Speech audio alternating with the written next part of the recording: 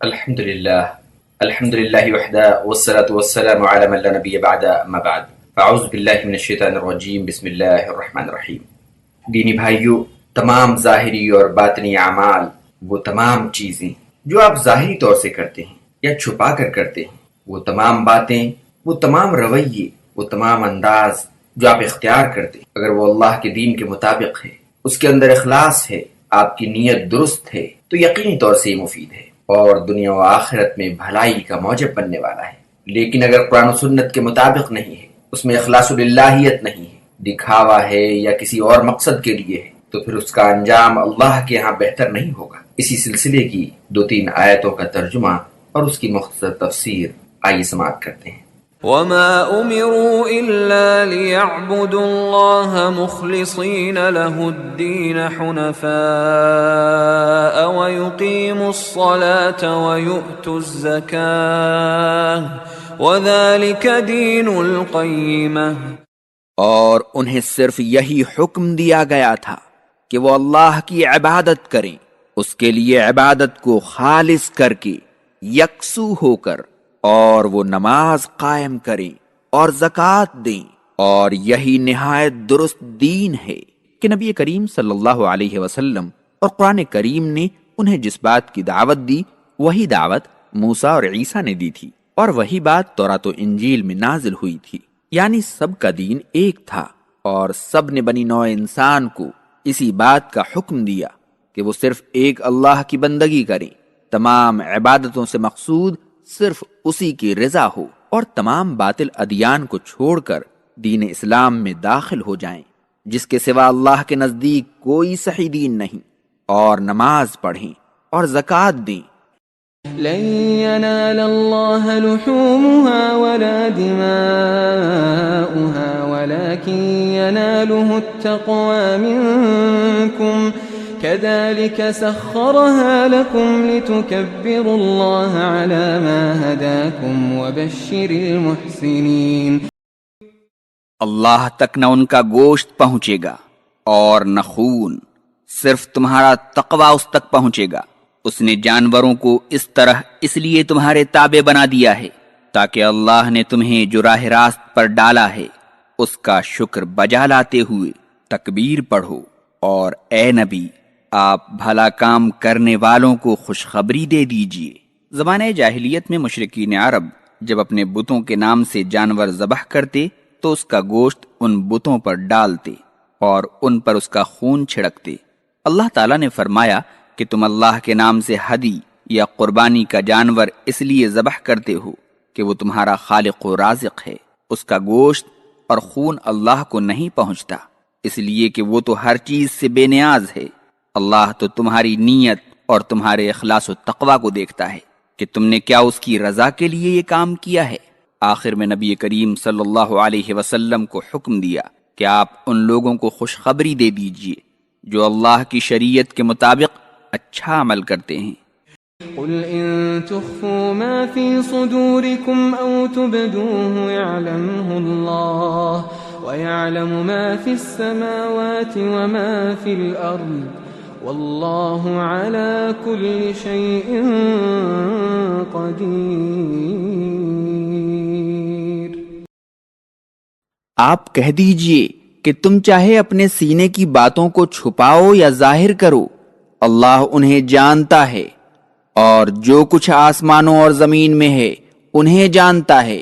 اور اللہ ہر چیز پر قادر ہے۔ اللہ کی طرف سے بندوں کو تنبیہ کی جا رہی ہے کہ وہ اللہ سے ڈرتے رہیں اور ایسے اعمال کا ارتکاب نہ کریں جن سے اس نے منع کیا ہے اور جو اس کی ناراضگی کا سبب بنے، اور بندہ اس یقین کے ساتھ دنیا میں رہے کہ اللہ سے کوئی بات بھی مخفی نہیں، وہ دلوں کے بھید جانتا ہے، چاہے بندہ اسے ظاہر کرے یا چھپائے، وہ آسمان و زمین کی تمام چیزوں کو جانتا ہے۔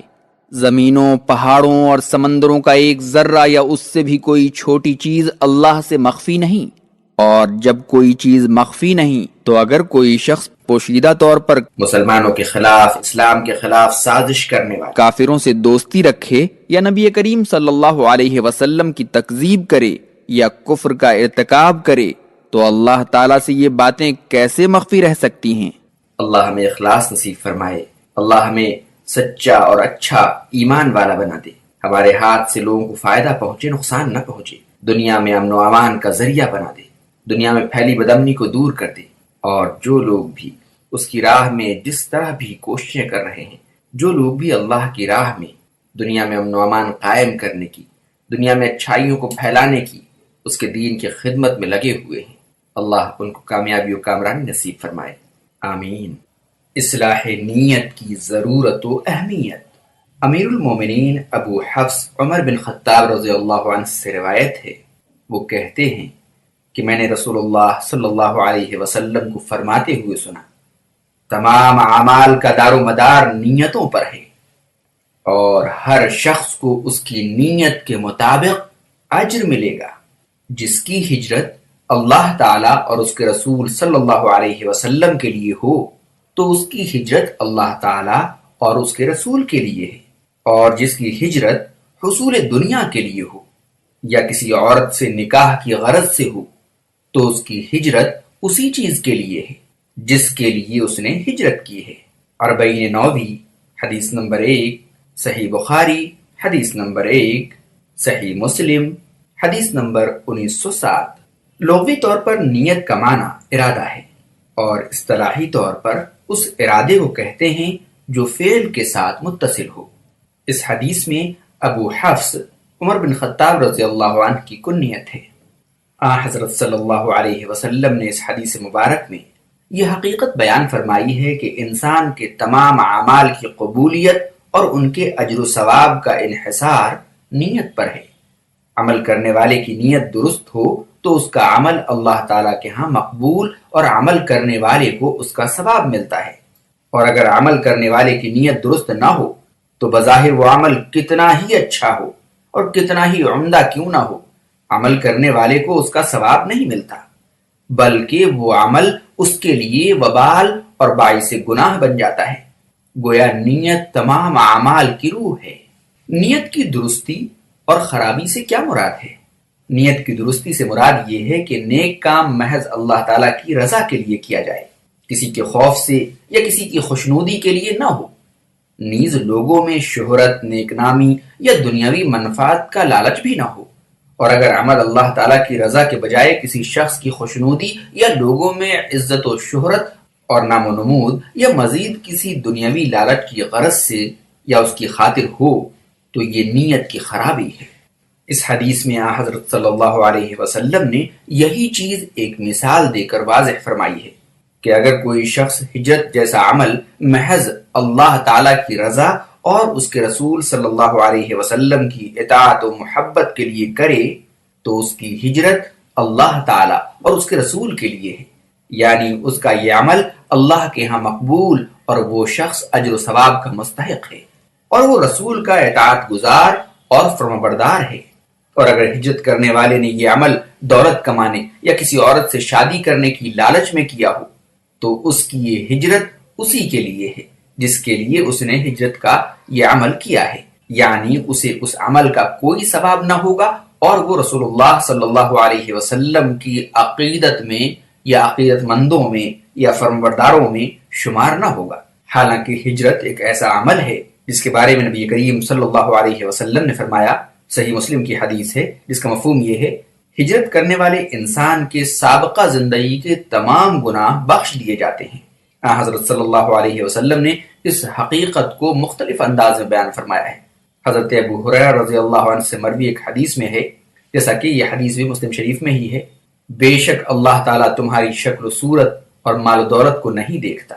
وہ تو تمہارے اعمال اور دلوں کو دیکھتا ہے کہ تم عمل کس نیت سے کرتے ہو۔ ان احادیث سے اچھی طرح یہ بات واضح ہو جاتی ہے کہ دین میں اصلاح نیت کی اہمیت بہت زیادہ ہے اور اسی پر انسان کی نجات کا دار و مدار ہے۔ نیت دل کے ارادے کو کہتے ہیں، زبان سے الفاظ ادا کرنا نیت نہیں۔ انسان دل میں کسی نیکی کا ارادہ کرے